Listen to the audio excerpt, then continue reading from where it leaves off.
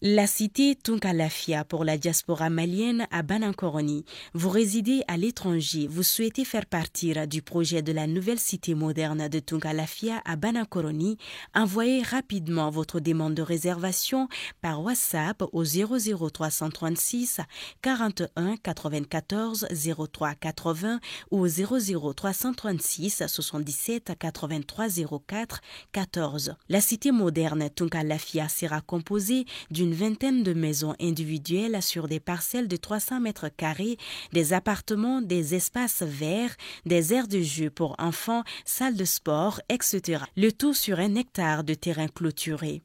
Après l'acquisition des parcelles, vous avez le choix entre la construction avec Tunkalafia d'une villa 3 chambres plein pied à partir de 26 millions de francs CFA ou d'un duplex 4 chambres à partir de 35 millions de francs CFA.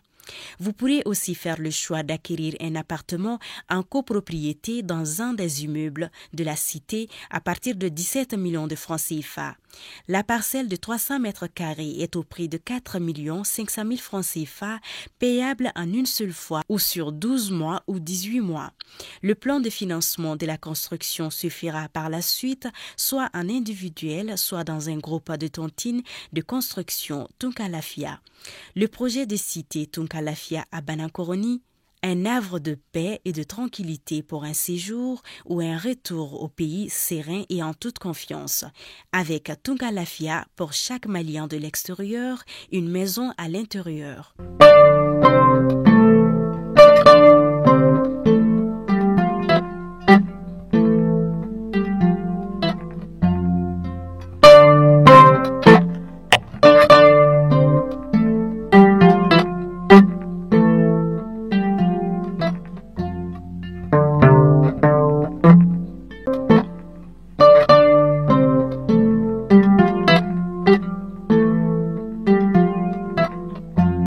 Lundi 26 septembre 2022, c'est toujours un plaisir de vous retrouver. Bienvenue sur Malikouna Foni.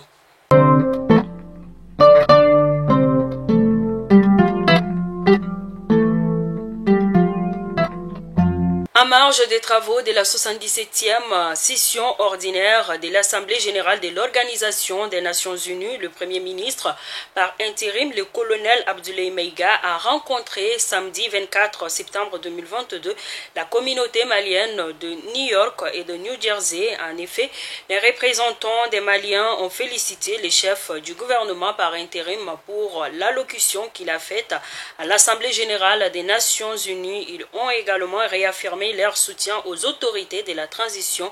Vous nous avez redonné notre dignité et notre liberté. Nous sommes fiers d'être maliens, ont-ils déclaré.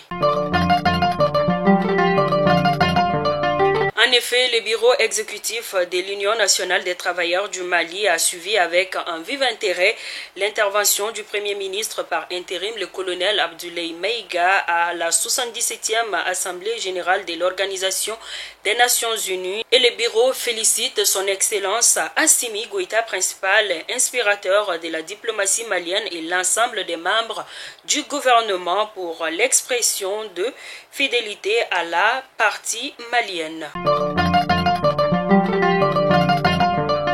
La journée internationale des langues des signes a été célébrée le vendredi dernier 23 septembre 2022 au Mali. L'Association malienne des sourds dénonce le manque de moyens de communication pour les personnes atteintes de ces handicaps.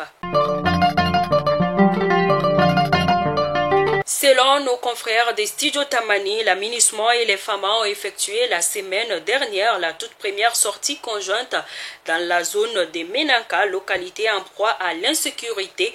Les populations se réjouissent de cette patrouille conjointe. Une inondation est survenue hier dans les villages de Souala et Sine, dans la commune de Djéné, région de Mopti. Plus de 400 maisons se sont écroulées dans le village de Sine. Les habitants demandent de l'aide aux autorités.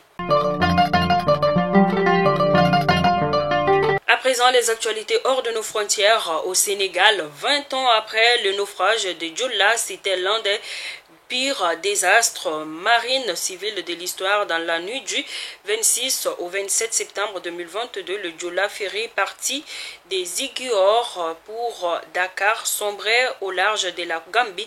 Le naufrage fera 1863 morts et disparus selon un bilan officiel.